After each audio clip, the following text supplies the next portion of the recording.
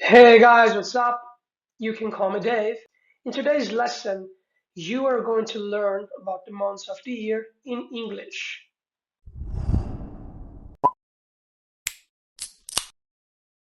Where the first month is January, the second February, the third March, the fourth April, the fifth May, the sixth June, the seventh July, the eighth August, the ninth September, the 10th October, the 11th month is November, and finally the 12th month. And the last one is December. And here we are going to start with January, which is the first month of the year, where we are going to read this phrase. But also, I want you to pay attention to the use of the preposition in, which is the preposition that we are going to use to talk about the months of the year. Here we go. We met each other in January. Let's repeat.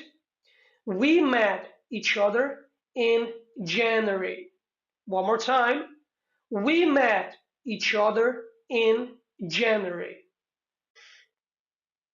And now we got February, which is the second month of the year. Peter traveled in February. Let's repeat. Peter traveled in February. One more time. Peter traveled in February. March. This is our third month of the year. His birthday is in March. Let's repeat. His birthday is in March. Once again, guys, pay attention to the fact that we must use the preposition in to talk about the months of the year. One more time. His birthday is in March. April, which is our fourth month of the year. Mary started working in April. Let's repeat. Mary started working in April. One more time. Mary started working in April. May, the fifth month of the year. Patrick will move in May. Let's repeat. Patrick will move in May. One more time. Patrick will move in May. June, which is our sixth month of the year. The company was sold in June. Let's repeat. The company was sold in June. One more time. The company was sold in June. And now we have July, which is our seventh month of the year. It rains a lot in July. Let's repeat. It rains a lot in July. Once again, guys, we must use the preposition in to talk about the months of the year.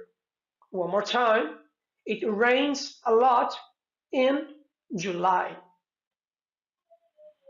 August, our eighth month of the year. Their pet was born in August. Let's repeat. Their pet was born in August. One more time. Their pet was born in August. September, our ninth month of the year. They got a new car in September. Before I ask you to repeat this sentence, I wanted to pay attention to the fact that when we read the word September, we got SEP T-E-M-B-E-R. When we look at the word, we see the letter P before T. So naturally, some people would pronounce like September. However, in this case, this P is mute. We simply say September. We omit the pronunciation of the letter P before the T. Once again, we don't say September, we say September. Let's repeat the phrase. They got a new car in September. One more time. They got a new car in September. October, our 10th month of the year. They want to throw a party in October. Once again, they want to throw a party in October. One more time. They want to throw a party in October. November, the 11th month of the year. The project will be finished in November. Let's repeat. The project will be finished in November. One more time. The project will be finished in November. And finally, here we have December, which is our 12th and last month of the year. Christmas is celebrated in December. Once again, we must use the preposition in whenever we talk about months of the year. Let's repeat. Christmas is celebrated in December. One more time. Christmas is celebrated in December.